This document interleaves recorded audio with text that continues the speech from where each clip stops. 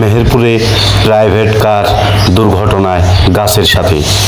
মেহেরপুর মুজিবনগর উপজেলার পুরন্তপুর মাঠের কাছে অর্থাৎ ভাটার কাছে একটি প্রাইভেট কার দুর্ঘটনায় ঘটেছে।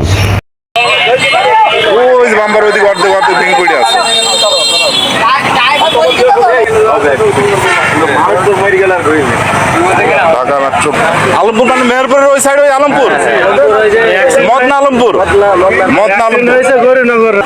এতে কোনো হতাহত ঘটনা ঘটেনি, কয়েকজন আহত হয়েছে এবং গাছের সাথেই মূলত ধাক্কাটি মেরেছে। মেহেরপুর মুজিবনগর উপজেলার পুরন্তপুর ভাটার কাছে এই দুর্ঘটনা ঘটেছে। এলাকাবাসী জানিয়েছে প্রাইভেট কারটি এদিকে মুজিবনগর উপজেলার অন্তপুর ঠিক ভাটার সামনে সরাসরি গাছের সাথে ধাক্কা মারে। এলাকাবাসী উদ্ধার করে তাদেরকে অ্যাম্বুলেন্সকে হাসপাতালে যাওয়ার ব্যবস্থা করেছে বলে বিভিন্ন সূত্র থেকে জানা গেছে।